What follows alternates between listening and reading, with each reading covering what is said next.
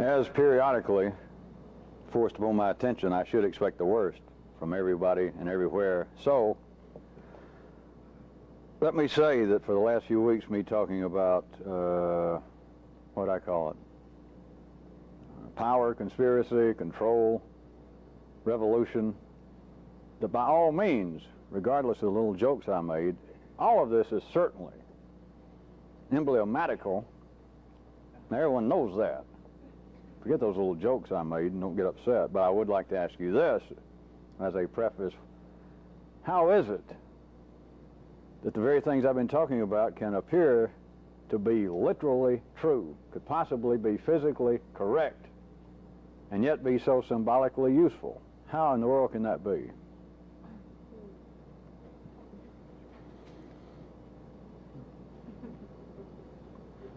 Among other ways I could describe initial attraction to something like this, I keep saying something like this, I should be a little more specific. This, me doing this, not something like this. It should have been the radical attraction, the basic attraction should have been a desire for a kind of revolution on your part. Now, I know that not all of you considered yourselves revolutionaries when I met you, nor did all of you necessarily consider yourself even would be, even may be revolutionaries. Some of you were extremely laid back. Some of you, very few of you, but a few of you were verging on middle class. Many of you were hoping to find some kind of spiritual depressant. You were hoping to cool some of your angers. But still, in a way that I may get you to get a glimpse of tonight, it should have been the desire for a kind of revolution. Now, since last week when I was talking about that non-existent book, that conspiracy handbook, remember, I know you're not going to believe this, but I have been made privy to another non-existent book that we're going into this week, and that one is the Revolutionary, or the Revolutionist Handbook.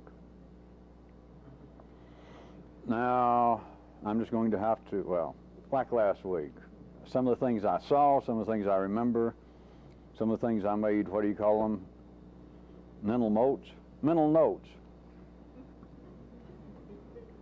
Some of it I just know, and since I saw that book called the Revolutionist Handbook, I know it belongs in there.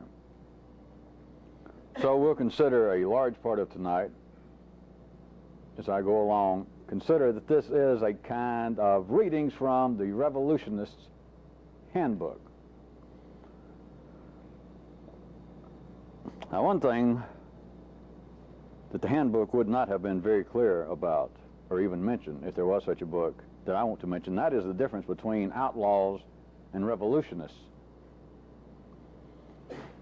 And this is either a very important distinction or it's just absolutely moot.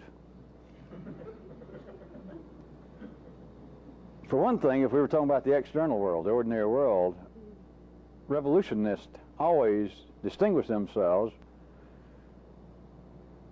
by pointing out that all they're after is to take over power from someone else in power, whereas outlaws have no even superficial claim to legitimacy, even in the future. But I would like to ask you why they are outlaws, why there are people who, and I mean to bring the full gamut of what the ordinary definition of outlaw would be, going against the social norms, going against, that would be the least of the spectrum, just engaged in illegal activities, would be pushing the spectrum on to a further extreme. But I suggest to you that outlaws and revolutionaries and the whole entertainment industry has a lot in common that is not normally recognized.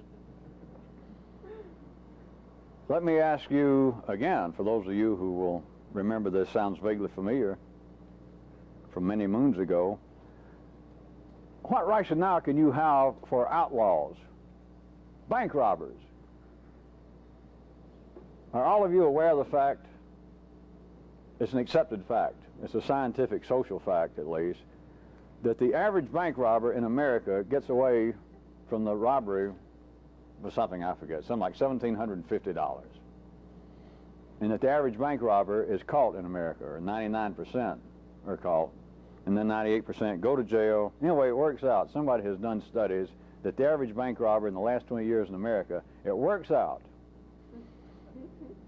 that he was making something like 2 cents an hour. I'm not talking about in jail. I'm talking about for the problems of going and robbing a bank.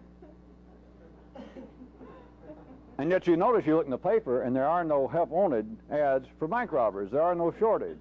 People holding up fruit stands, muggers. Thievery that you hear of. Now, I'm not talking about the kind of thievery that would be closer to governmentally sanctioned, somewhere between control and power. I'm not talking about that. I'm talking about the thievery, the outlawedness that you've always heard about historically and today in the paper. It is a terrible business. It has always been a terrible business. I don't mean speaking moralistically. It's a rotten occupation. And yet they've always been there. Why? It's thrills. It's not money. The revolutionaries, I've already pointed out to you, there are no such things except in the 3D world. But there are no such things on any meaningful level as Democrats, Republicans, Whigs, Tories, fascists, communists. There are two classes. There are two political organizations throughout the world, throughout time. That's those that got control and those that won't control. But rather than all cars being like Henry Ford, that you can have your choice of any color you want, as long as it's black. Instead of that, instead of everybody in the world being a conservative and then everybody else in the world being a progressive or a liberal, see, they change the name from time to time, place to place on this planet. Different languages have different terms. But there are no fascists, there are no communists, no Democrats, no Tories. There are those in control and those who won't control. Hence, I am suggesting to you most strongly part of the common background between outlaws and so-called revolutionists. They're looking for thrills. They don't want power. You can see your own history during contemporary times. Apparently, we're talking about the apparent external world now, that there seemed to be a revolution. The revolutionists, maybe one central figure, was popular in the press, seemed to be interesting, if not intriguing, seemed to have great ideas, was a great orator, and then the revolutionist becomes the power, becomes the control. Beard power is what it really is. But he becomes in control, and then all of his glamour, all of his charisma takes a hike. The thrill is gone.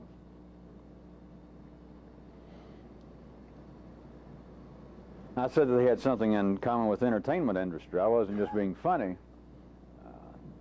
The body of life is still eclectic enough that there is still enough time zones in life's body that we can speak of such matters, not just historically, but we can speak of such matters as right now on this planet there are groups of people that have no real entertainment industry. Fairly uncivilized people living out in jungles and etc. But here it is. The closer you are to operating at simply red and blue system levels, the more you are working in the fields or in the mines, you got the excitement. You got thrills. You get up every morning and you think, well, I'm hungry. I wonder if I'll get enough to eat today. That's the thrill, is to get out and have to literally hunt down food. Have to search it out. There is a chance you could die today. You don't need to be entertained. That is the ultimate entertainment, the thrill of staying alive. Now, the further you move into an Eastern time zone, you get into areas of the world, life's body that is, such as us, and generally speaking, it is impossible to starve. You're not going to starve if you can use the phone or talk to somebody. You won't starve. So where's the thrill? Where is the entertainment business? Now, I don't know, it's somewhere, there's some sort of figure that a large part of the American dollar is now spent on entertainment. It's surprising, I forget what amount, but a surprising amount of each and every person, average American, spends to be entertained. But here's where I'm dragging you into my first readings from the non-existent revolutionist handbook.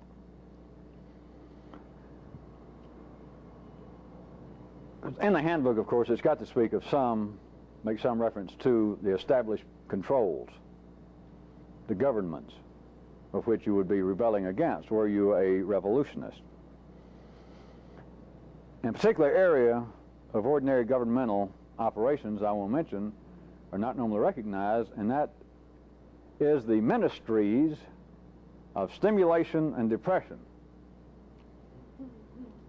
Every government has these two ministries. They are related to what in the past I referred to individually, internally view people, as the EC gate. But these ministries of stimulation and depression, and I'm using that term not in some, especially depression, not in some so-called psychological sense, I'm using it more truly in a closer to the physiological, the medical sense of the depression, in this case being a slowing down, a decrease in certain or some vital activities, whereas the stimulation I refer to in this particular ministry is an increase, a quickening of some vital activities. All right, in every government, the government always, remember, is the control. Last week I was speaking of power and then real power. And I told you that real power is that which is normally invisible, and so-called, as I was saying last week, power would be actually that which seems to be in control, such as governments. There's another term I just mentioned a while ago, and one or two of you snickered, so maybe you know. There's a term that's used in certain social circles as somebody playing the beard. That is, when a male or female has some cause not to want to be seen with another, at least heretofore, a person of the opposite sex, like they're married and they want to go out somewhere. And so if it was a man, he would get what is called a beard, another guy that had no interest in her, to take out his girlfriend, and they could all meet at the Stork Club or somewhere. And the gossip columnists, interested people, would look and not realize, or that was the intent, not realize that she, that is her sitting over there with that guy, is actually with him over here, this married man that we all know who's here alone tonight without his wife. The term is, in case not all of you know it, is this guy is playing the beard. Instead of me just calling it power with a small p and then real power with a capital P, I could call it real power and beard power. And beard power are governments. Beard power is the control. They seem to be. But I told you, you can lose control. But power is permanent. Governments come and go. But every government has somebody behind it. If it's going to last past a generation, there are temporary governments. There are revolutions that happen. But they come and go so fast that unless you are an absolute student of contemporary news, it can come and go, and 6 months later, somebody can ask you, what happened to that revolutionary government in such and such country? And you say, yeah, I remember them. You say, what was the guy's name, the general that finally took over? And you go, oh my God. God, I knew that. In fact, what happened to him? He got overthrown by somebody else, a counter-revolution. But if it's going to last for any length of time, every government has a power behind it. That every government you look at, it's a beard government. But now back to where was I? The ministries of stimulation and depression. Now we're talking about beard power, talking about governments, talking about apparent control, visible control, normally referred to as governments, to stick within my established milieu of the revolutionist handbook. The government of life does grow through both ministries. You cannot have one and not the other. It's not a matter in the three-dimensional world that the ministries of stimulation and the ministry of depression, that one is superior to the other. There must be both for the government of life to grow. But the real stimulation of government, the real stimulation of life, I'm suggesting to you, is revolution, not evolution. And now I ask you, even though I pointed out, truthfully, unconditionally, that in the 3D world, the ministries of stimulation and depression are of equal necessity. But now let me ask you, who has ever seen a calm revolution?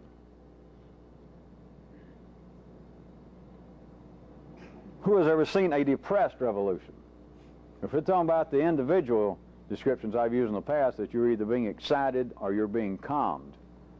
And you can look at these ministries. The ministry of stimulation is in charge of excitement, exciting the people. And the ministry of depression is in charge of calming the people. Now, I say that those two are of equal necessity, and then I say that a revolution is what's of greatest value. And then I was asking, when I backed up to all this, I don't think enough of you heard it, who has ever heard of a calm revolution? Is it possible for a revolution to arise from anybody who's been touched by, employed by, governed by, in debt to the ministry of depression? Well, obviously you people need a lot more time to think about that, so...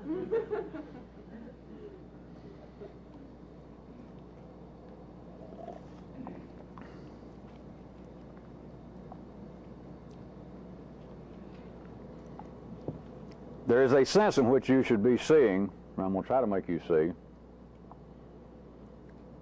that this kind of activity is a revolt against all that is depressing, against all that is near dead, against ennui itself, which just makes depression, the ministry of depression's activities, it just makes it sound, I guess, to some people a little fancier. It's still depressing. It is still calming. It is still necessary in the 3D world. But ultimately, this does not work for the ministry of depression and does not function for the benefit, in a 3D sense, of the ministry of excitement.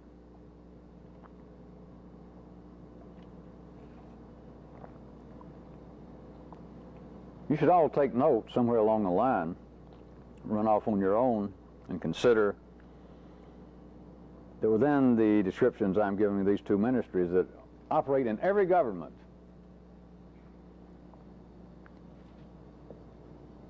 that under this banner, within this map update, you could see that there are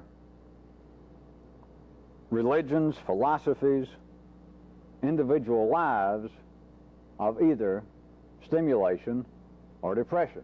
Remember, I'm not using depression in some ordinary or even some unordinary psychological sense. I don't mean depression as a clinical description. Remember, I'm saying a decrease in vital activities would be calming.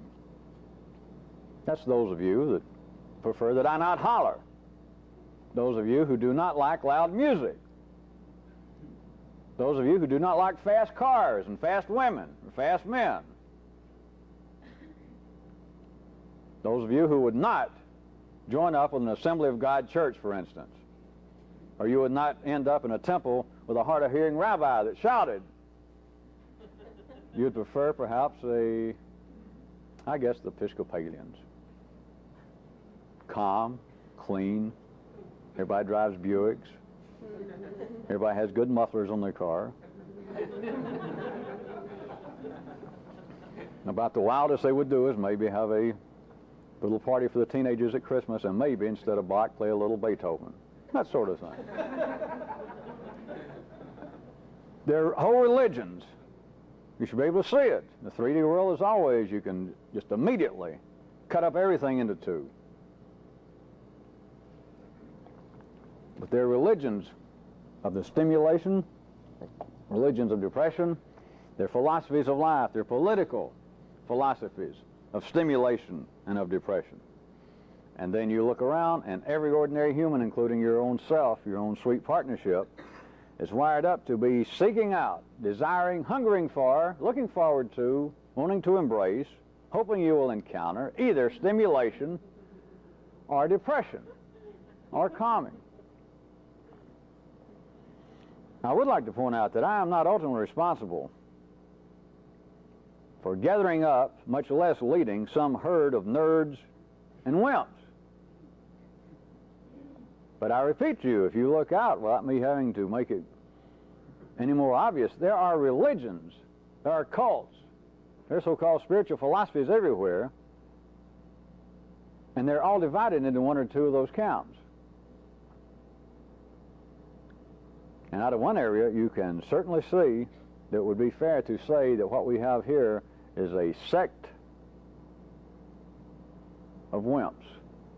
It goes under different names now. This is no ordinary attack. It goes under names and descriptions of these people are full of love and compassion. They're very humble. It's never said that they're very frightened.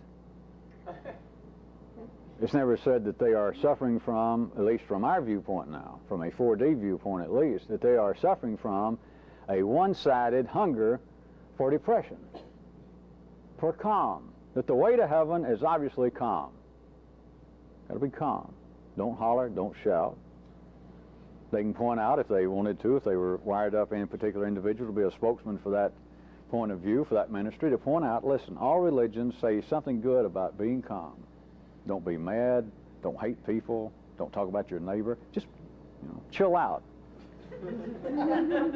But then you should also see that there are sects within religions and whole philosophical, would-be philosophical, spiritual approaches that are based upon excitement.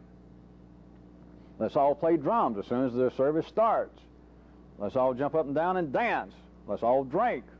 Let's have some kind of sexual orgy. Let's scream a lot. Let's holler. Let's slap each other on the back. Let's call each other Bubba and Hoss. That it's excitement, that is the way. That is the way.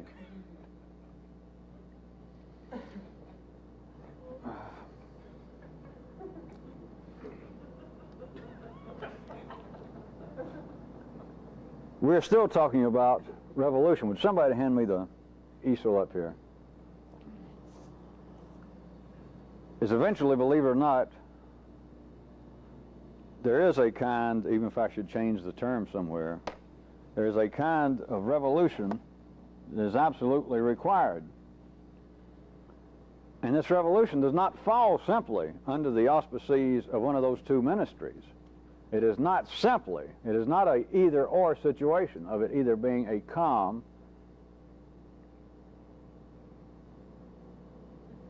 kind of group and approach that I was exemplifying in my descriptions, or on the contrary, some sort of verbose, aggressive, loudmouth, loudish approach.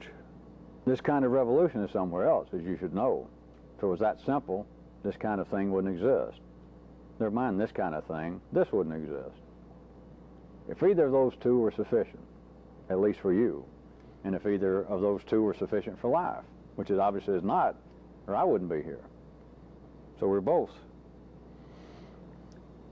living emblems of something or other. I don't have time to go into that.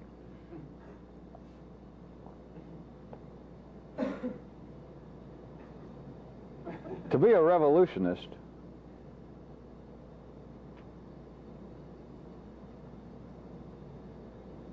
first, let me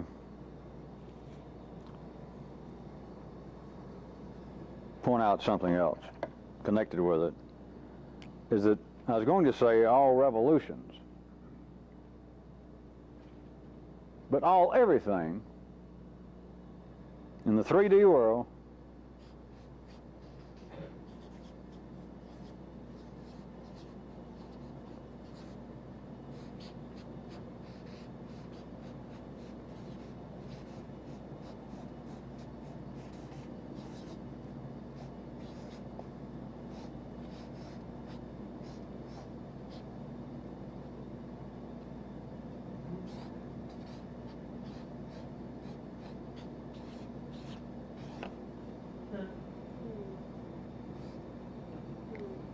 everything is ad hoc.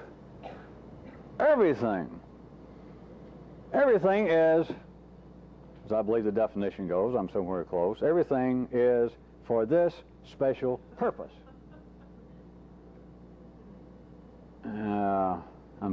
fixing to press on the revolutionist handbook, but as long as we're here, and as long as I was going to say it, it's not that all revolutions, it's everything is ad hoc. Everything. Everything that humans can say, love, hate, anger, control. I keep fooling around with putting further and further conditions and refinements whenever I refer to the three forces. Shouldn't be called the three forces. They're the three ad hoc forces. Individually, they're ad hoc. The truth. I'm always having to deal with some kind of condition and say, well, what apparently is the truth? Or what's 2/3 of the truth? You can skip all that and say anything that you can talk about. You can call it the truth you want to, but you should also be saying it's the ad hoc truth. Or just put AH. Just everything should be our truth, our forces, our love. It's an our fact. It may be a damn fact, but it's an ad hoc fact. It's a fact for this special purpose. Beyond that, forget it. If you know anything, if you can see it all, well, on that basis is again why from some view everything's true. Because even if it's just from one view, out of if there were 360, or if there was 360 times 360, it would still be from that one view that was an ad hoc for that special purpose. This is true right now, right here.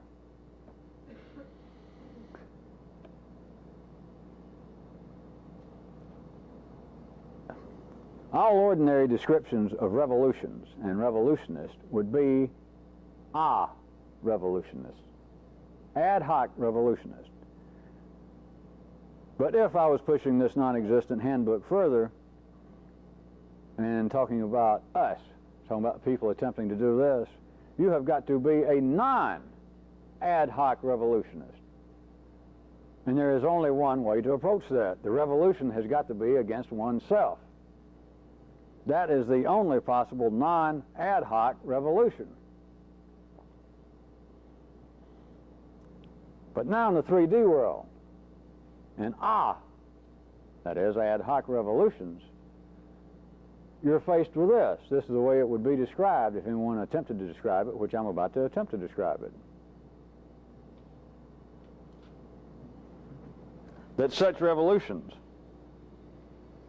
would either be an apparent battle against the nature of man or against the apparent nature of society, of man's society. The first would be exemplified in the apparent battle against the nature of man would be in areas normally reserved for religions. The condemnation of the nature of man. Man's intrinsically no good. Philosophical assaults on man. Man has a very low intrinsic level of awareness, and each and every man and woman should apply themselves to become a philosopher, to examine life and each and every little thing, etc. To political philosophies. In the 3D world, the second revolution that I referred to, the second possibility, would be the apparent struggle, not against man, the nature of man, but against the nature of society. Now here you get down to more of a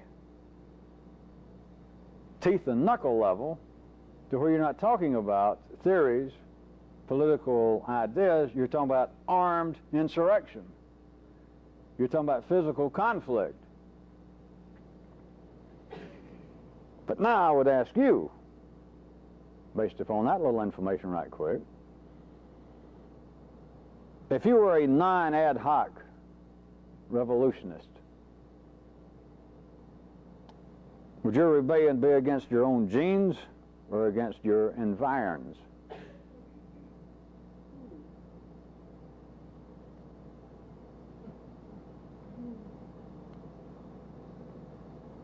And I ask you further, would the ultimate purpose of such a revolution, such a rebellion, be to merely make you more civilized or to make you more radical?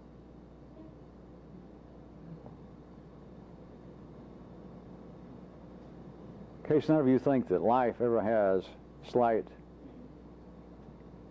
brain strokes, passing tumors. Think about the beauty of the word radical, that in some way life let it slip in that it means both fundamental and drastic. Both of them. But with the kind of revolution that would not be ad hoc, that would not be serving one or two hardwired purposes of trying to calm one or trying to excite one, that one was actually in revolution against oneself, and past the question I first posed in this paragraph, would such a rebellion be against actually your own genes or against your own apparent environs? Would it be, in other words, from my equation, would it be a revolution, an attempted sedition against I or against not I? And past that question would be, assuming there's got to be a purpose for such a struggle, would it be merely to make you more civilized, to make you more social, or otherwise? That is, to make you more radical. And by radical, I'm also inferring a certain kind of freedom from 3D restraints, even though the dictionary does not include that one.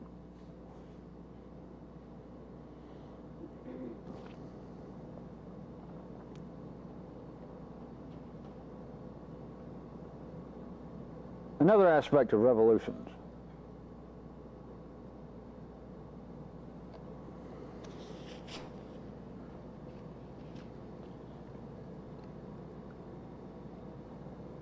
Everyone does remember that I pointed out that for the last few weeks, and especially tonight, that all of this is symbolic. We're not talking about what it sounds like. For God's sake, don't forget that. But revolutions, real revolutions, I believe the handbook called it, would be a form of molecular agitation in the collective nervous systems of a certain group, that is, a certain area of life's body. That is a normally, to understate it, unrecognized description of what revolution is. Now this should be stirring up that kind of stew.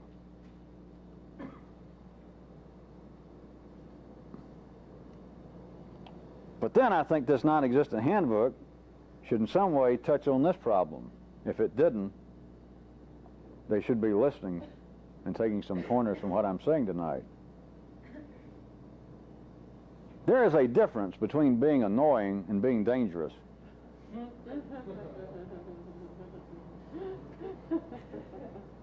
Now, I don't know that out in the 3D world this has ever been noted, but the reality of it is known. When there has been a revolution going on, and it does not have to be just what you would think of as being political, it could be what appeared to be a religious revolution, sometime in the history, somebody you've read about, some known figure. Perhaps he got forcibly removed from this vale of tears.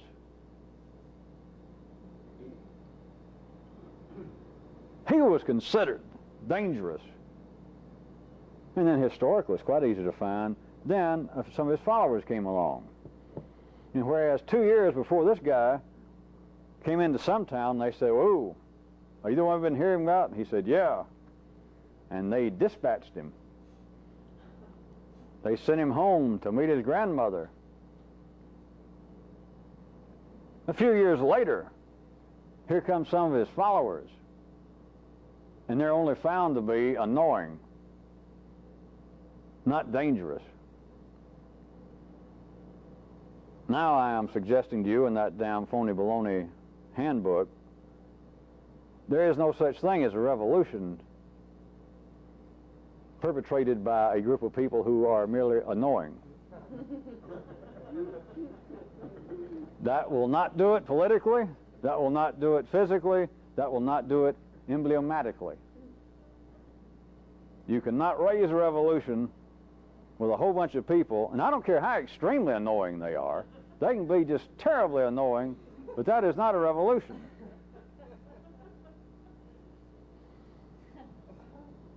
So maybe somewhere along the line tonight I may work that back in, but I'm telling you that that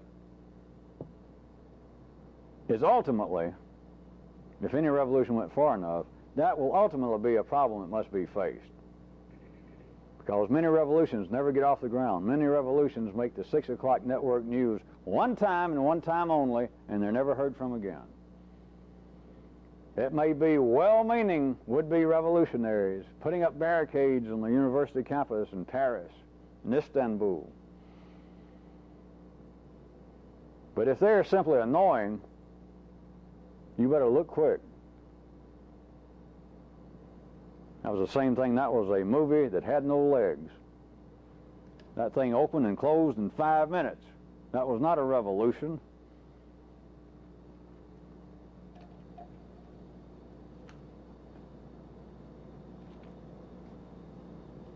The real revolution, when it's dangerous, when it is a kind of molecular agitation, it is serving a specific purpose that has never been noted. It is the unrecognized spread of new packets of coded growth information. That is when a revolution is a revolution.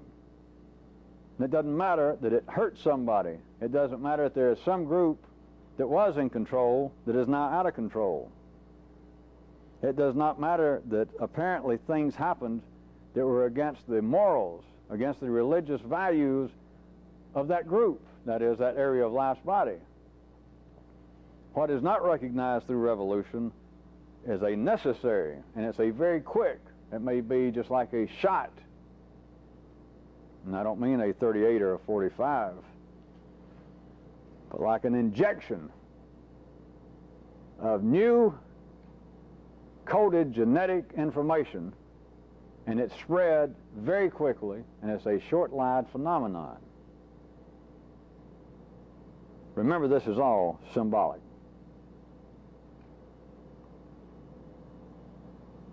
Connected with this, some other things I'm going to mention. In ad hoc revolutions, that is, apparently external, non-symbolic revolutions, which, of course, remember, all of this is symbolic. It is often pointed out, been often said by the revolutionist, that if one man, if one person has too much, that is more than is absolutely necessary of anything, of everything. But if one man in our midst, one person has too much, that means that someone else has too little. It sounds as though it is a cry for an ad hoc revolution.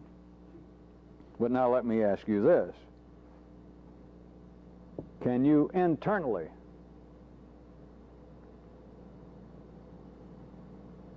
consider this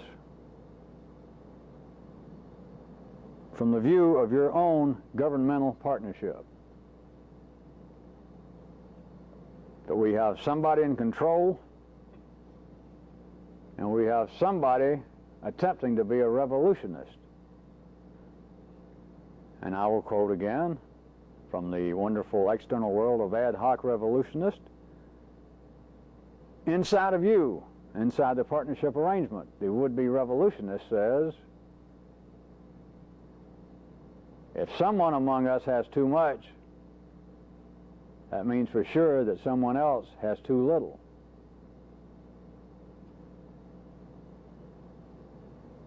And yet, to varying degrees, every one of you, I take part responsibility, but every one of you still believe that there is a reasonable, in some way, rational, acceptable, peaceful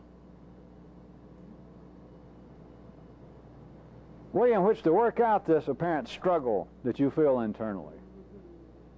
That I want to do something extraordinary.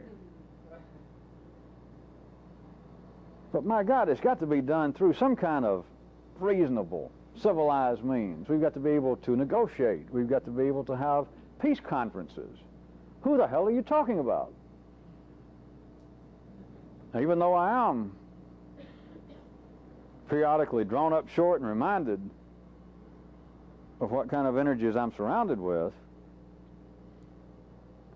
I will still foolishly assume that none of you will listen to your own internal noises talk about guides and demons anymore. But all of you are still feeling this. If you're alive, you're still feeling this, that there is a struggle going on. I should either be eating less or eating more. I should be either taking more notes at our meetings or I should not be taking any notes.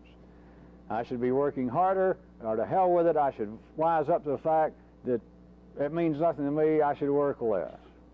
I should treat my mate better. I should tell my mate, hey, adios, mother. It is a feeling that there is a struggle going on, but it is still your unnoted, unverbalized belief, everyone, that there's got to be. It just seems that all religions, all would-be mystical systems you ever heard about, that they all hint that there's got to be some way of some kind of movement from even a place of détente between me and these other forces and stuff in me on to an area to where I'll finally come to peace with it. I will reach a moment of epiphany. I will be awakened from some deep, groggy sleep. I will step into the sunshine. I will suddenly be at one with great cosmic forces. And it will all be through some kind of peaceful evolution. There was somewhere in that revolutionist handbook that said that was a bunch of shit.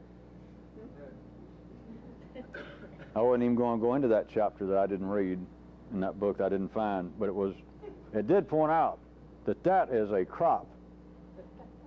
Even an ad hoc revolutionist knows that that's not true. You do not bargain with tyrants. If somebody has got too much, you really believe in Mickey and Minnie Mouse gods. If you believe that the one who has too much is always at the expense, as the revolutionist would say, of someone else who now has too little, there's just a certain amount of resources available here. So if somebody's got too much over here, then somebody else has got too little. Then you believe in some real Saturday morning guides to believe that the one that's got too little is going to the one that's got too much and say, hey, you got more than you need and I don't have enough, so won't you give me some? And the guy say, hey, nobody ever pointed that out to me. Here. That is not the way life is. Remember, this is all emblematic. I'm not talking about life out there. I'm talking about life in here. The revolution, remember, any non-ad hoc revolution is an internal revolution. It is a personal revolution against oneself.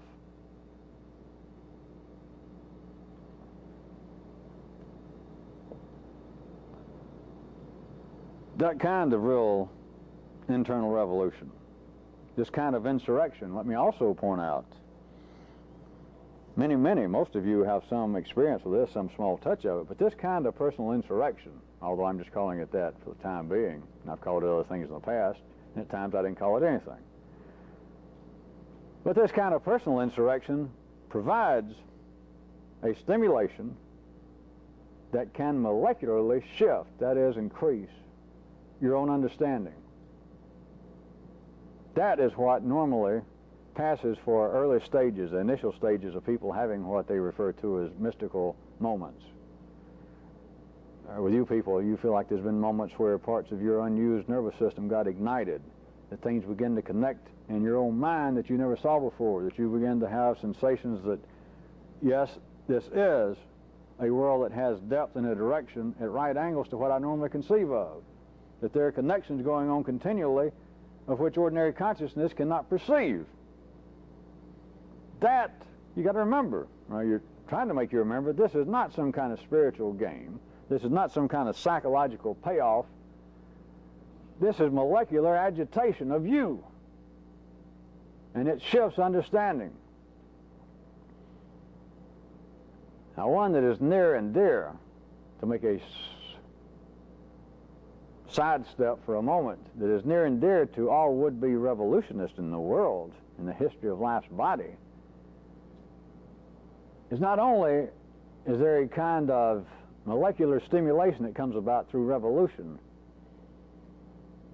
there seems to be almost another stage of keenness when along with this revolution is a kind of violence of the mind.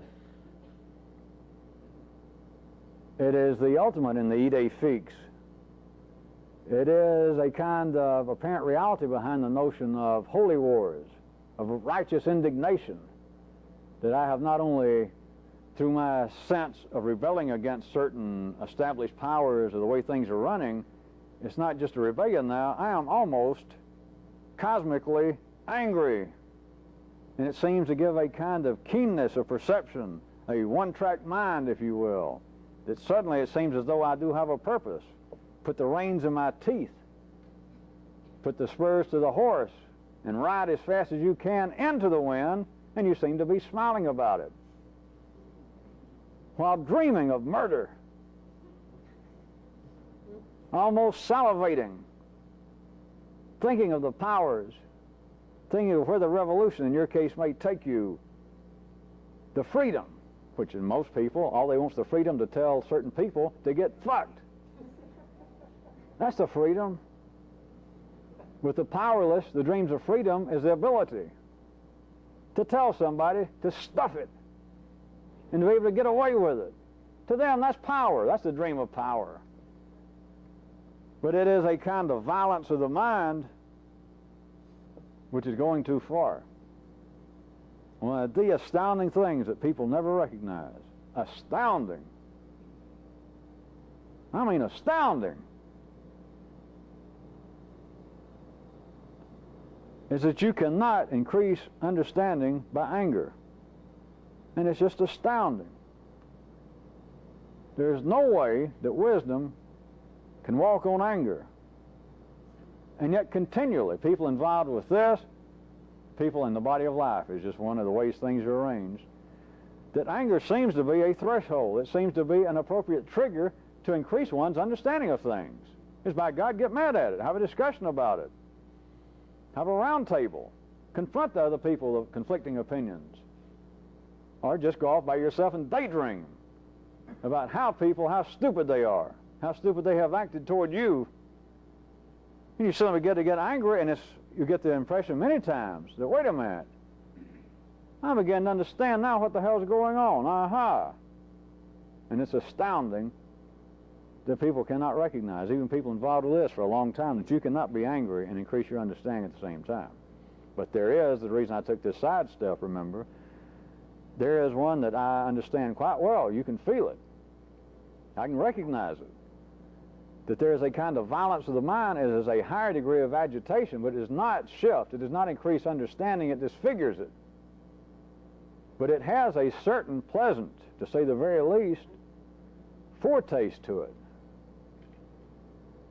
That almost as though my perception is even keener than I suspected, due to all the unholy, the unacceptable pressures put on me by these other powers. The madder I get, the clearer I begin to see things.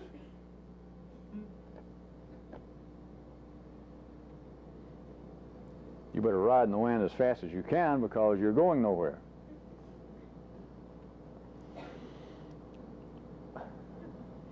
But having to do with this molecular stimulation, literally, through a certain kind of revolution, it stimulates molecularly what seems to be your present understanding.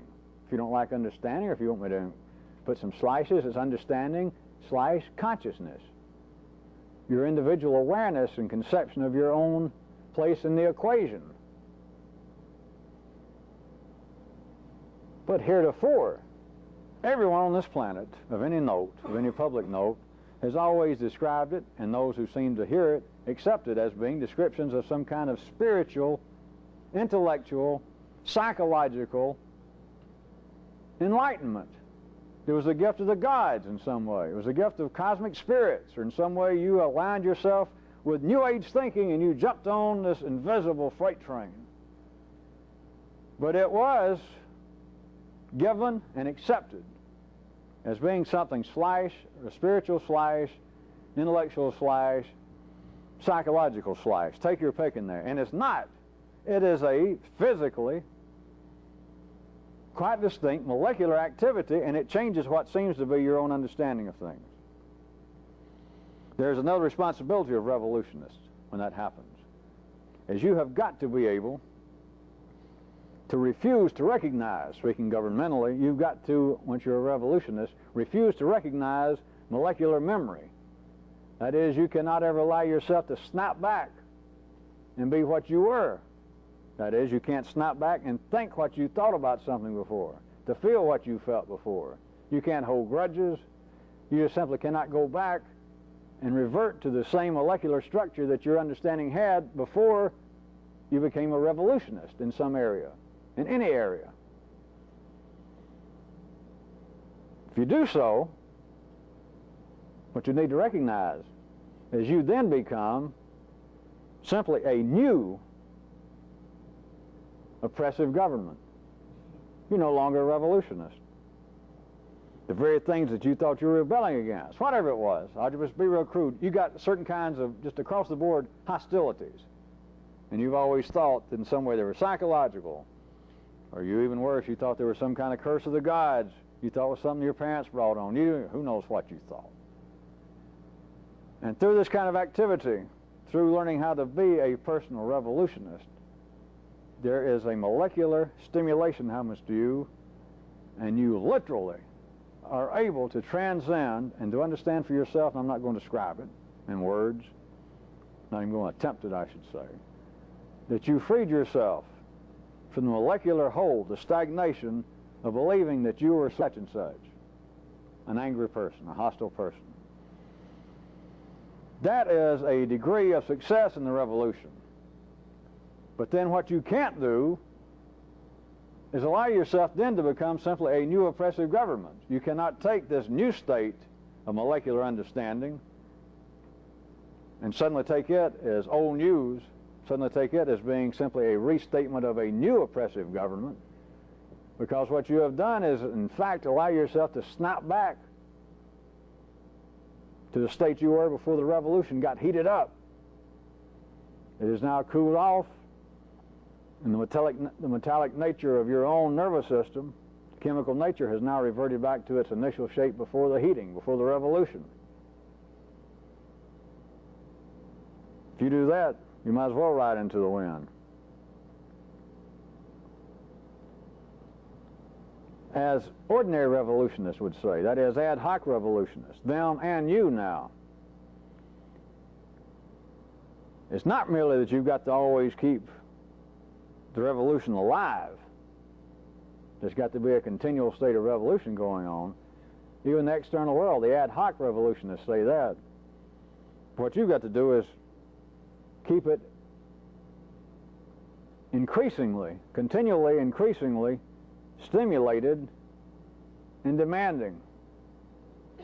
Because if you don't, very shortly you are, as I was describing in ad hoc external terms earlier, examples, you are who was at one time this dashing cut of a gent in the woods and somewhere in battle fatigues, shades, a 45 strapped on his hip,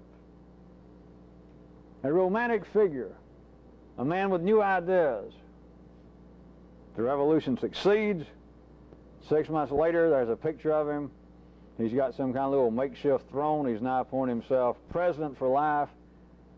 And he's sitting there and he's put on 20 pounds or 50 pounds. And he looks like the vultures of boredom are in his pockets eating him up from the inside. He is now that which he was rebelling against originally. He has snapped back.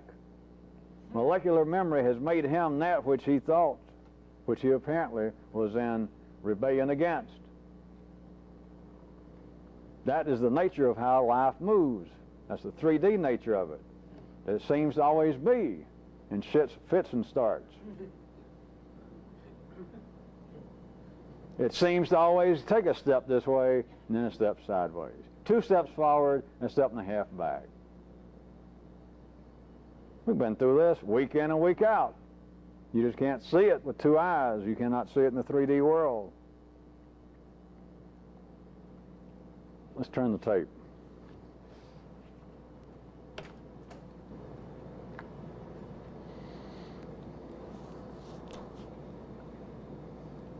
Some more readings from the Revolutionist Handbook.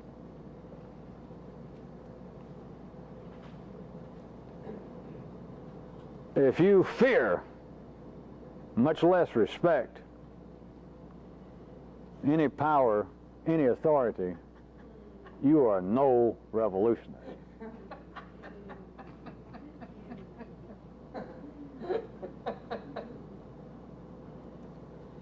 Now, I got to admit, I paraphrased this non-existent handbook, but I just told it to you correctly.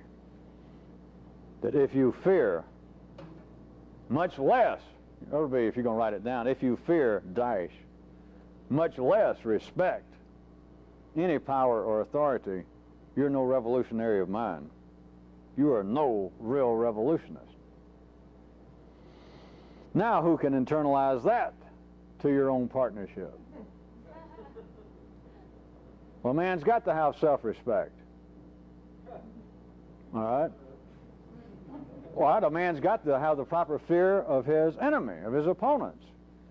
I have got to take into recognition the kind of power that my bad habits have. The power. Let's call it something else. Let's call it what it is today. The power of my subconscious mind.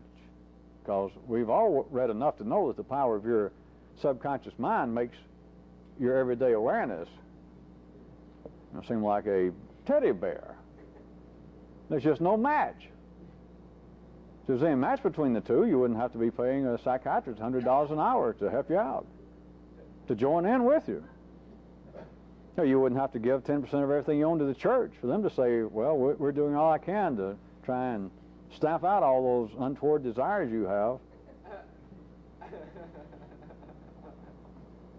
To be a real revolutionist, not an ad hoc revolutionist, you cannot fear, much less have any respect for any authority anywhere. You're dead before you start. You're just simply not a revolutionist.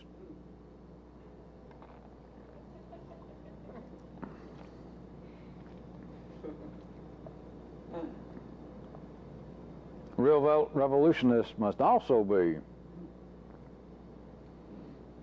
unshackled from all ordinary fears, hopes, angers, or expectations. If you're still tied to any of those, any of their cousins, you're not a real revolutionist.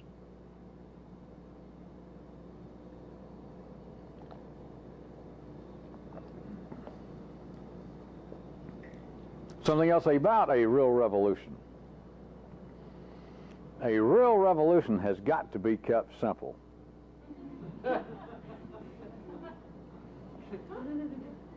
I know, how dare me point this out after talking for weeks, months, years, and it seems to get more and more arcane, turning upon itself, consuming itself. Maps drawn, maps abandoned.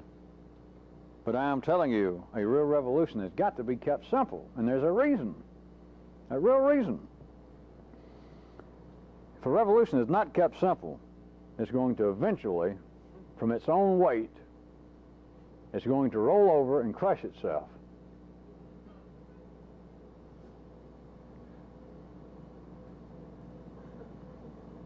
It will roll over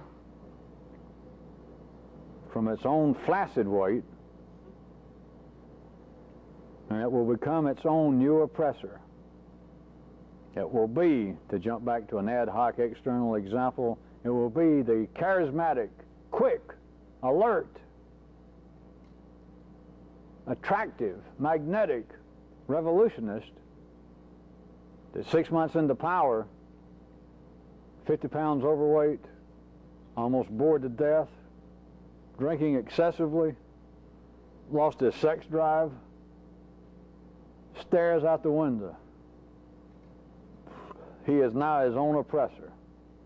because he did not understand ultimately, he didn't understand initially that no external revolution, no ad hoc revolution can become a real revolution without there first being an internal revolution, an invisible one. And externally, ad hoc revolutionists do not understand that it's got to be kept simple. And you cannot be shackled to any ordinary hopes, fears, expectations, angers. The revolutionist cannot become president for life. He shouldn't even take any office. Because if he does, you might as well call for a tailor and tell him to start making me some new clothes. Add another 10 inches to the waist of all my pants. Open us up a royal open-ended charge account at the liquor store.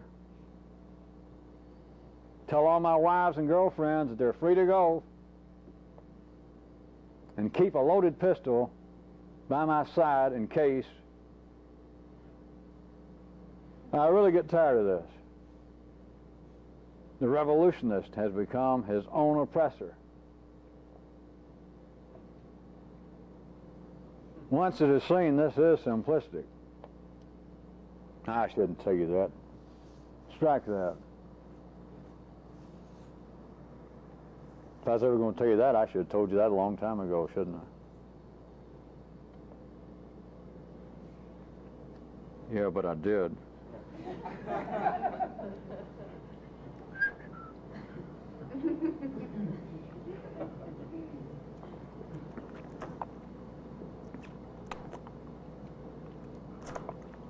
How about a little more light-hearted excerpt from the Revolutionist Handbook? Let me point this out. The real revolutionists do not choose.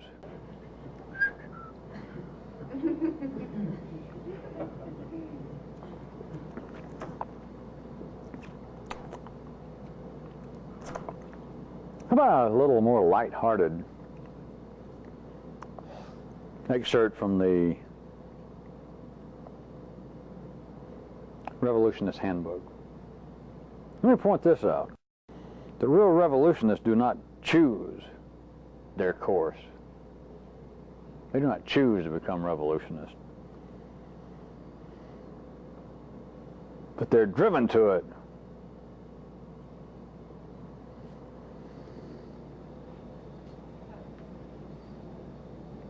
By the oppressive weight, ignorance, insouciance of the prevailing beard power. Now that, let me make clear, that is a direct, that's a literal quote now from the handbook. That wasn't me just talking. Let me see, I think I got literally correct. That a real revolutionists do not choose their course,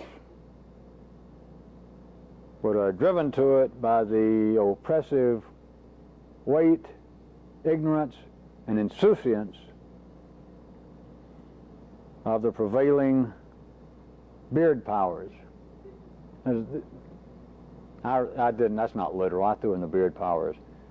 But they're driven to become revolutionists, back to quoting, now back to quoting, the oppressive weight, ignorance, and insouciance of the prevailing powers that be. That's the literal quote, end of quote. So now I've done my duty. I'm telling you that's what the book says. Now, let me tell you the reason I went to all trouble to memorize that and to quote it to you. That may sound as though the kind of thing that we'd certainly be against, the kind of thing that I'm certainly going to laugh at and that you already laughed at. But boy, something is terribly askew there. There might be some useful information in such a handbook if it existed, but for them just to state that a real revolutionist has no choice, he didn't choose to become one, he was forced into it by the other powers.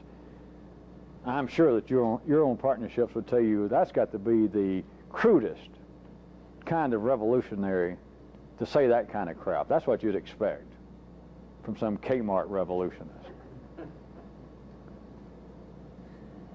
But if you did that, you acted too quickly.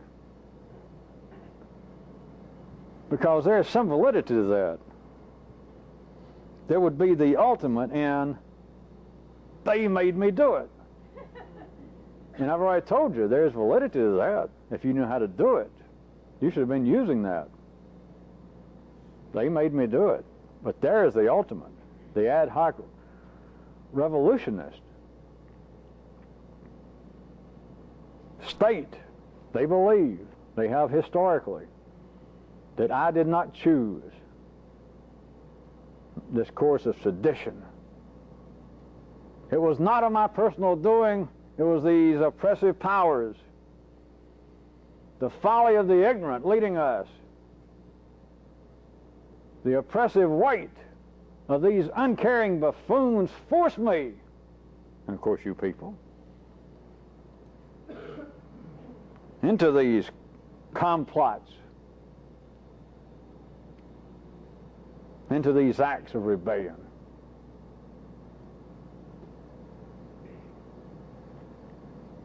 Forget all about the ad hoc revolutionists and their claims. In fact, what I told you is you could use, they made me do it. How about all of this internally? Did any of you choose to do this? Are you still as far gone as to be able to sit there now and to say that somewhere along the line you imagined all of this, you pictured how I would be, how I would look, what I'd say, how this would all turn out, at least thus far. You sought it out, kept your eyes open, made rational decisions, finally heard something I said or wrote, and you weighed the pros and the cons. You discussed it with some other people that was confronted with this, and picked out some reasonable, you assume, profitable course of action. As the French would say, you know that's not true. So what are you doing here? You were driven to it by the oppressive weight of ignorance, insouciance, an absolute continuing sense of oppression by the powers that be. And who are the powers that be? In you.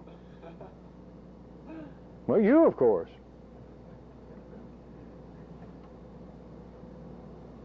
Yeah, I know, you've tried to reason with you, and you still assume that somewhere along the line there's going to be a summit meeting with you. Some of you even feel as though you can talk to you better now than you could. And you give partial thanks to me for that. Some of you feel as though you have some kind of, or at least the beginning of a kind of psychological handle on you. And that maybe you are not as terrible a man or woman as you used to think you were. And that maybe, in fact, you are getting better.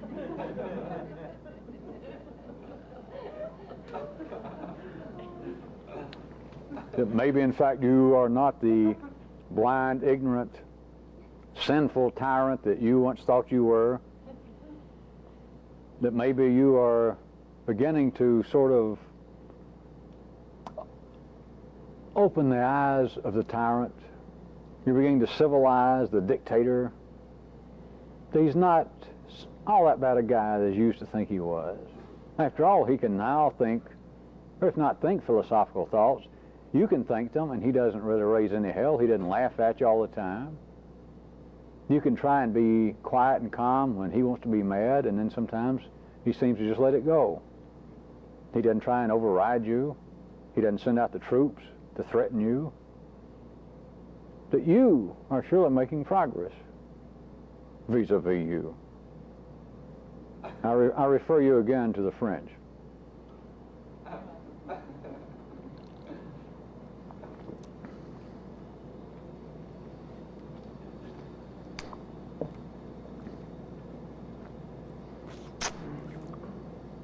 You can't really speak of even ad hoc revolutions without going into the area of freedom. That's what they all say they're talking about. Everywhere, at every time, in life's body, that there have been these groups of nervous systems collected and are then described historically, verbally, as revolutionist or a revolution of some kind. The verbiage has always been the thinking of action, the talking of proposed action is always centered around the term, the idea, in their language, in their time, freedom. That's what we're after. Those in control are suppressing. We do not have enough freedom. Now, according to which time zones in life's body we're talking about, that is, along the apparent 3D progression of how civilized some area would be, their sense of freedom can vary. At the lowest levels, they would say, we are being oppressed and do not have a freedom to own land. Therefore, us out of control, the revolutionists say, help us get in control, and you'll have the freedom to own your own land, instead of living out your life under the auspices, under the goodwill, the temporary goodwill of the king. Then as it progresses, the idea of freedom becomes less and less tangible.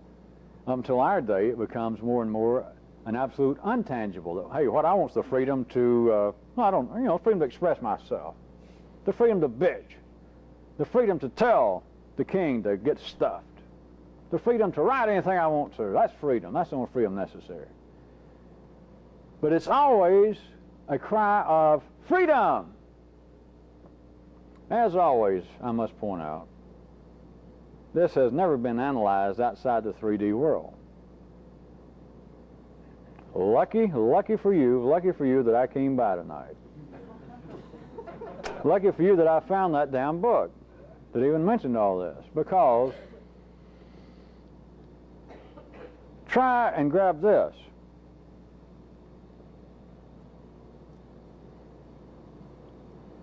Especially pertinent to our day and time, which of course is, I repeat again, all of life's tomorrow is where we are today.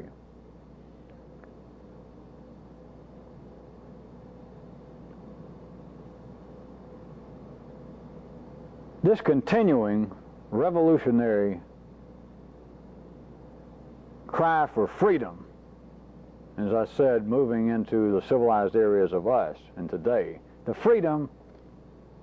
cry for freedom for expression, the freedom of opinion, is the freedom that now is the center of the would-be revolutions through most of the life's body on this planet. These cries for freedom of expression, for freedom of diverse opinions, here is what is never recognized. It's an admission that whatever the so-called truths are that humans are laying claim to, it's an unrecognized admission that they're unfounded.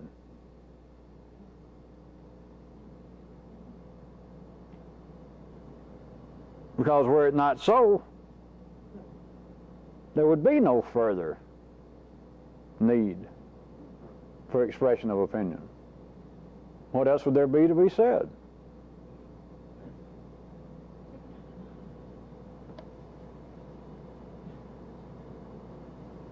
Take a couple of moments, I'll take a sip.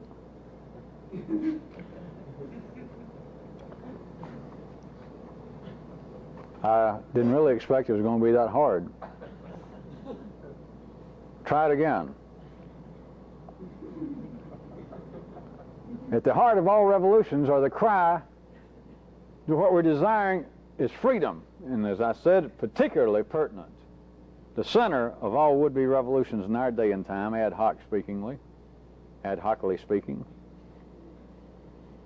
is what we desire, cry the revolutionist, is freedom for our expression, freedom for a plurality of opinion, freedom to express ourselves. But all humans are wired up, including would-be revolutionists, to believe that there are certain truths that they individually have. And one of their truths would be, for instance, that this revolution is just. One of their truths would be that I know what I'm doing. One of their truths would be individually that I should be in partial control. One of their truths would be that freedom of expression is important. They also have, we'll suspect, some belief in truths that they know religiously. All right? Here is what is not recognized. Every cry that we need, me individually and some group, so let's assume that every revolutionist is at least partially reflecting what is wired up in him, his own sense of reality. That what I want is further, additional, complete freedom to express myself, to express my opinion. It is an admission that whatever that individual, and of course that group, but that individual, whatever he holds that he would say, there's some things I know to be true, it's an admission that he realizes that all truth, as I know it, is baseless. It's unfounded. Because if there was some truth that I knew, who the hell needs freedom of further expression? What else is there to say? If there is some truth and I know it, who the fuck cares whether there's freedom to express opinions? It's irrelevant. And irrelevant doesn't begin to cover it. If there is some truth and I know it, what am I asking for? The freedom to say, well, I know what the truth is, but hey, let me tell you this. And I'll make up something that's not true.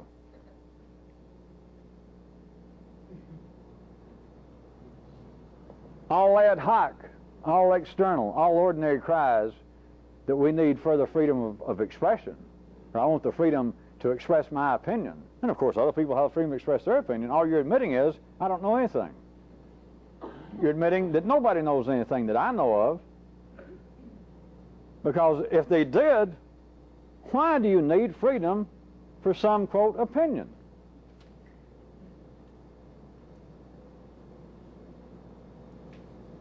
The simplicity of it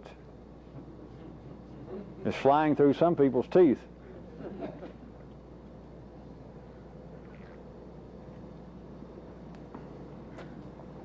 I guess I can always symbolize the presently emblematic. Let's try it this way. I'm grasping. What if revolutionists were hollering, what we need is freedom to be healthy, and that being able to express yourself would make you healthy? In this case, it would show that they had no conception of what health was, because if there was some expression, it would be in conflict with that which would cause health. It would be like saying, we won't be healthy, and therefore we want the right for all of us to hurt ourselves. If someone understood what it would take to make you healthy, if there was such a continuing state, why would you even consider doing something that you knew was not health-inducing? I thought that'd help a lot.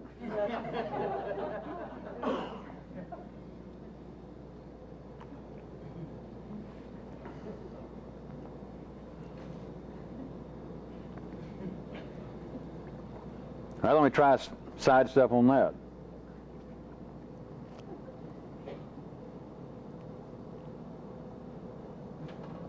Remember, as I was mentioning with this, what passes for truth, what everybody calls truth, in the 3D world is ad hoc truth, always. And it's not a matter. Once you understand that, there is no room for any sort of philosophical discussion. There's no need for freedom of expression of your opinion that what somebody else says is true, religiously, philosophically, socially. It's not a question at all of whether, hey, is that true? If that person said it's true, that's as true as any 3D truth is, because it is an ad hoc truth. That's all there is. But if somebody else next to him says, hey, that's not true, that also is true. But it is ad hoc true. It was true for the special purpose of that person. That molecular part of life's entire body was responding in a way that came out, that said, sound waves and says, that's not true. That is their truth for that special purpose. And they are both ad hoc truth. There is no place for dissent.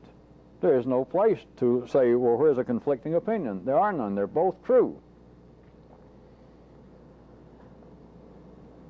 But now, beyond that, if there was, if we were speaking of any non-ad hoc truth, you would have to realize it would only be for right here, right now. And only a few, only the few, can begin to deal with such an ungainly affair as that. Because then any idea of truth as being some kind of constant is truly in the world of dreams. If it is going to be a non-ad hoc truth, that it is not simply for this special purpose, then you must see that that truth is only true for right now, right here, and that's it.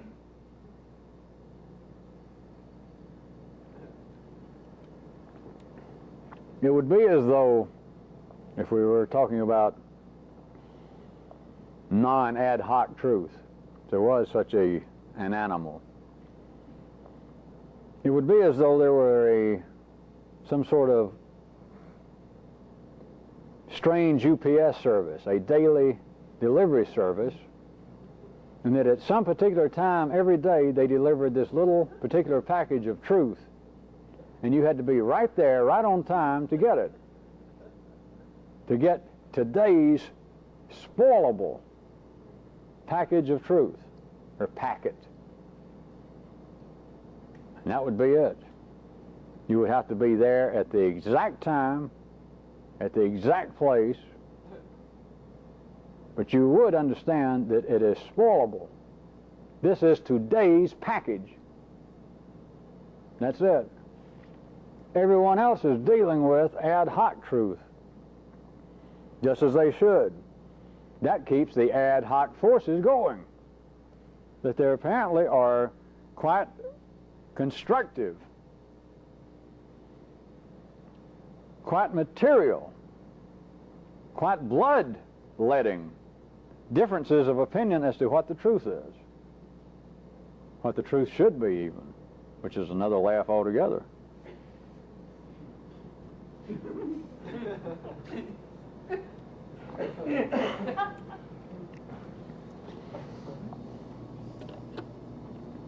Whilst I am referring to freedom from this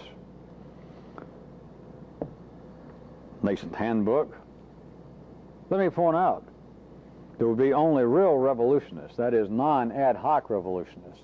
It would only be that kind of revolutionist that really want freedom.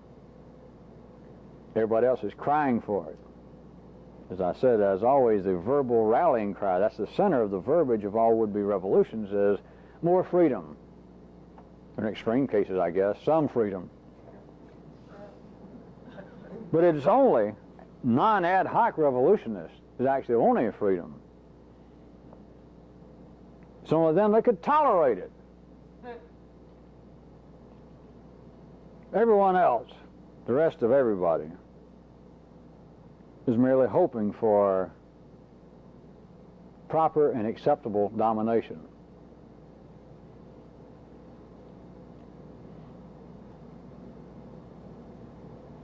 From a new sexual partner, from a priest, a rabbi, a guru, an employer,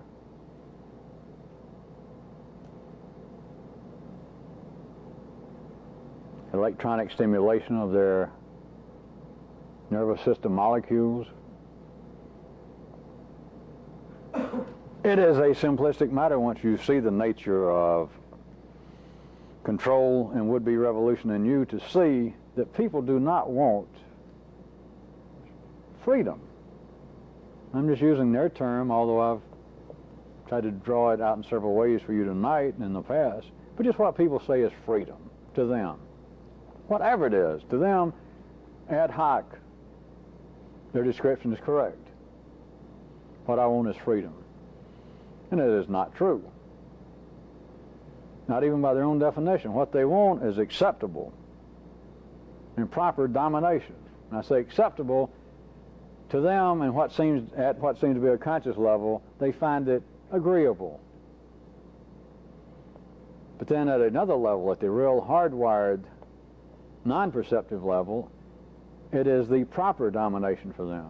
You find the proper sexual partners brought together. You find everywhere on the dance floor, even whilst hearing the dancers bitch and moan, you find that the right partner found the right partner. Labor and management for dancing. Big old fat aggressive men have little willowy submissive women.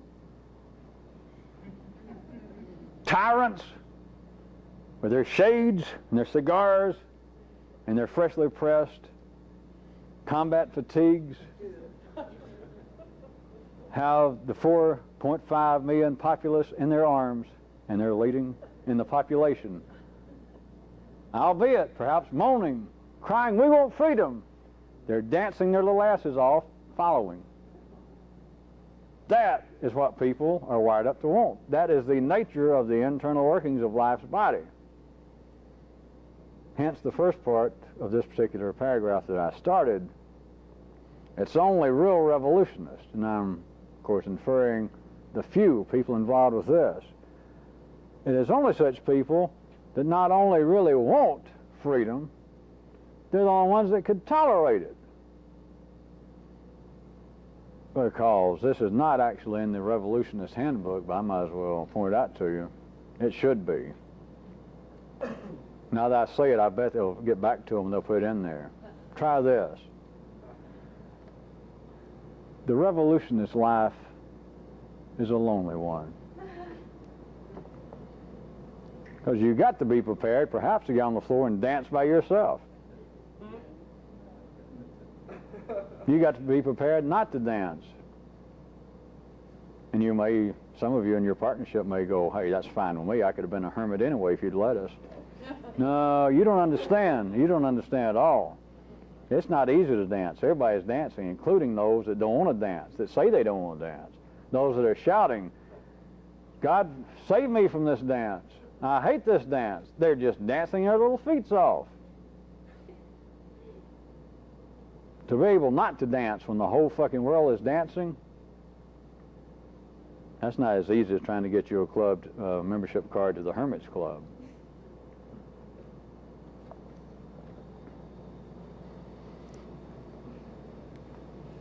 I'm going to give you a final quote, if I have memorized it, from the non-existent Revolutionist Handbook.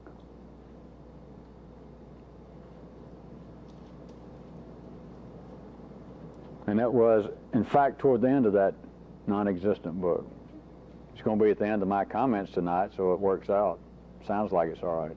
Here it is, quote, "Is to live merely to breathe, or is some more radical action necessary?"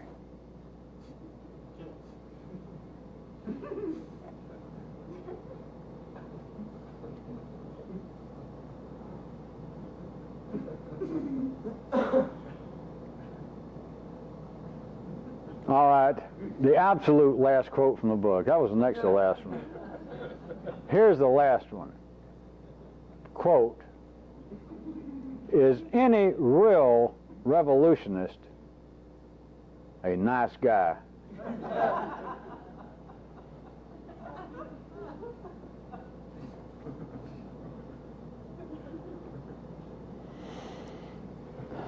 Remember, all of this for the last few weeks, and especially tonight, it has been absolutely emblematical. Remember that. Try and really remember that, in case I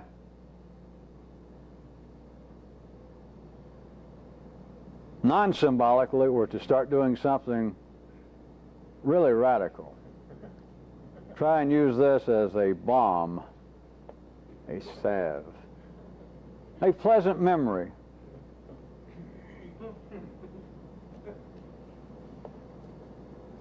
Many of you certainly have joined or allowed yourself to fall under the peaceful sway of the ministry of depression, of calmness. Many of you only find to you now what seems to be acceptable actions under the auspices of the ministry of stimulation. It's almost limited now to responding to me here on meeting nights, off on your own when you begin to have little flashes of the revolutionist spirit in your own nervous system. And it's like the rest of life is sort of humdrum, to say the least. Putting on the Evotech plays, the public presentations I'm letting you people do on your own, that, and this is no attack whatsoever, but that is probably the highlight of all of your sense of excitement, notwithstanding sex on an individual level. But just as far as a kind of excitement to life itself is the public presentations, your own creative input, your own participation in it. And then, as I said, on some meeting nights, it seems to be exciting here. It seems to be the promise of some future excitement. Promises, here's another one. Promises don't feed a revolution. How about that? Promises don't put bullets in the revolutionist's gun. Huh?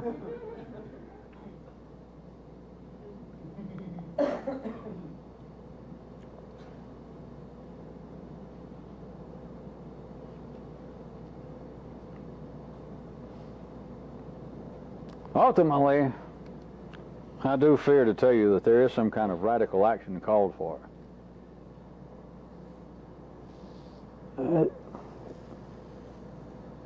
You could ask yourself the kinds of things I ask as a rhetorical task of late. If this was public, presented as something public, what would you publicly suggest that we state we're against? What oppressive force? What are we rebelling against? What are we trying to reform? What are we trying to set aright? What are we trying to explain anew? What are we trying to detail correctly for the first time?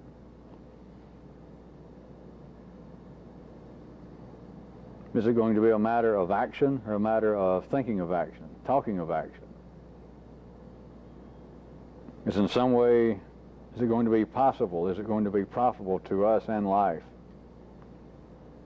to reason with the status quo, to try and make people see that, hey, you guys and gals out there, you've been believing in gods and demons and psychology. And crap, it ain't like that. Let us tell you how it is. Now listen up. Now we're going to tell you straightforward, and if that doesn't work, hey, we'll put on a play. Mary's father owns a barn, and hey, Sammy's mother's got some old costumes. Let's all get together and we'll put on a play and we'll put allegorical messages in it. It may come down to a revolution. Or I have also been hinting to you in this absolutely, remember, absolutely symbolic manner for the last few weeks, there has never been the necessary revolution that gives a new spurt of temporary necessary spread of coded information in life's body. This has not come about through the gradual process of so-called evolution. It comes about through revolution. There's nobody famous in history. Of course, that's not the point. But there's nobody famous. There's nobody memorable. There's nobody in life's long-term verbal mortal memory who was not dangerous. In some way, they could have been dangerous simply in talking of action. That is, philosophers, social critics, writers. But they are not in life's long-term memory if they were nice guys. They were all revolutionaries of some type. and those that seem to have made an impact in the area of action, not thinking of action, whether it be under the banners of religion, economics, politics.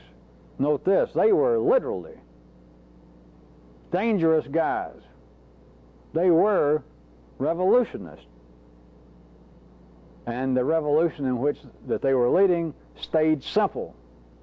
They did not become their own oppressor. They did not take power. Some of them didn't live long enough to take power, if indeed they had ever wanted to.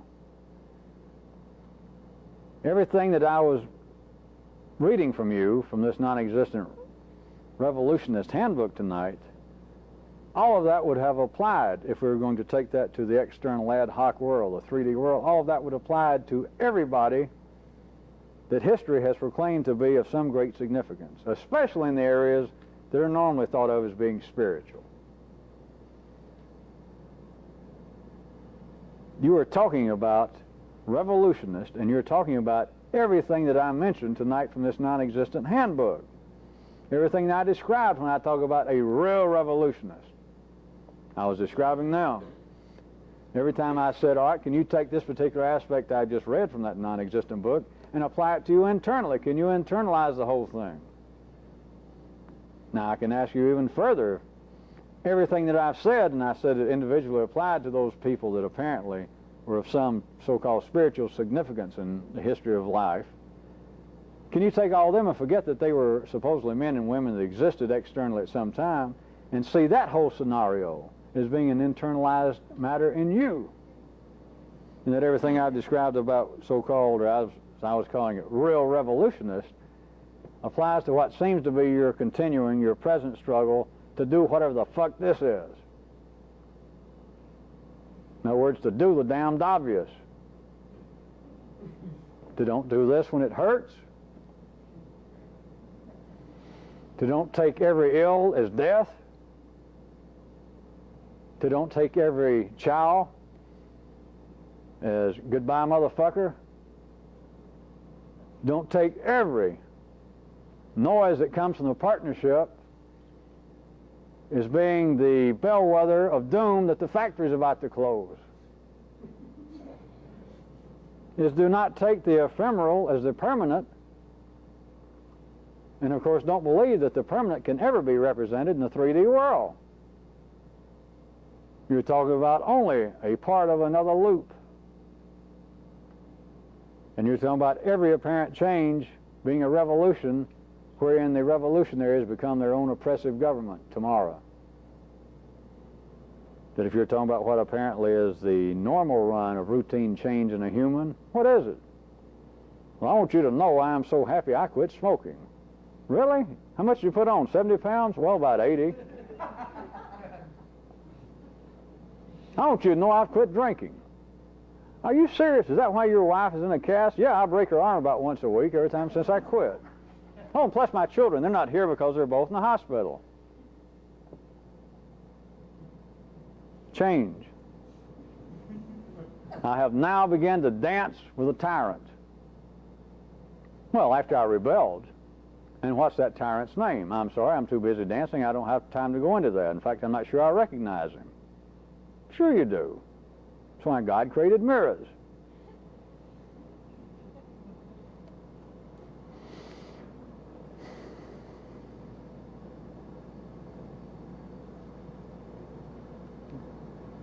Well,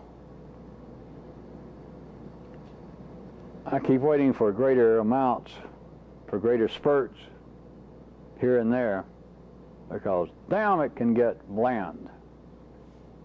You think it can sometimes.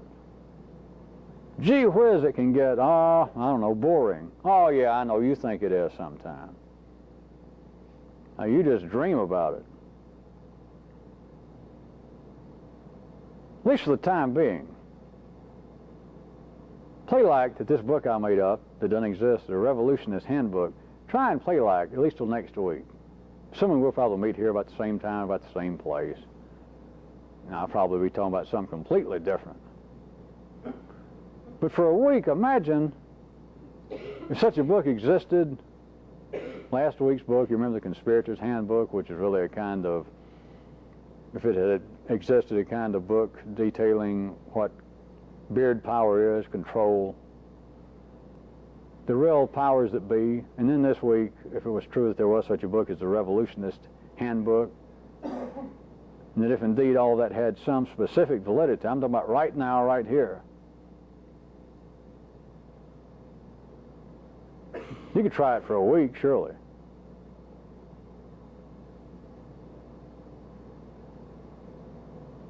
Closing thread. You can try it for a week, surely. Because the day may come you may have to try it longer than that.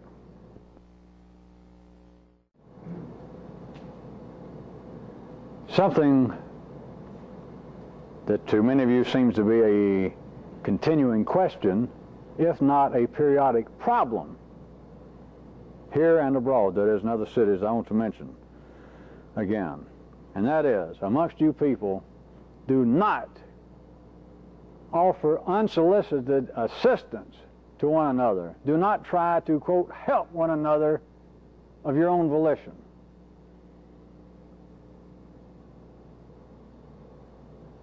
Do not attempt this unless the other person specifically were to ask you to, and then only consider doing it.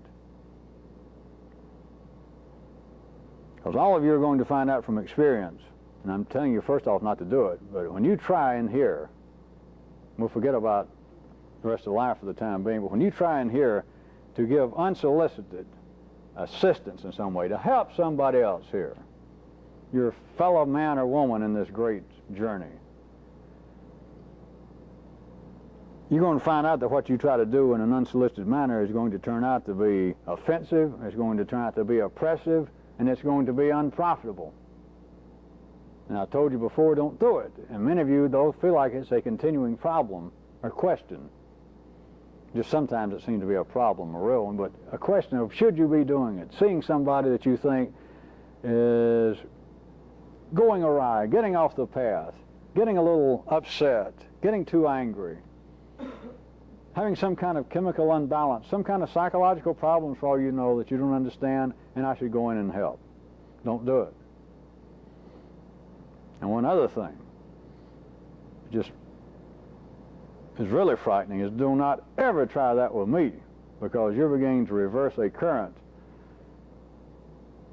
It'll just be the end of you as far as this is concerned. Do not ever offer me in some way, any way, some unsolicited assistance. I mean, I guess I can feature some, let me say, exception if it's like you guys are going to chip in and buy me a new Corvette or that kind of thing. Other than that, compared to trying to help each other, it's not just dangerous, it'll probably be fatal. And just don't any of you people ever try that. Don't you ever even think about it.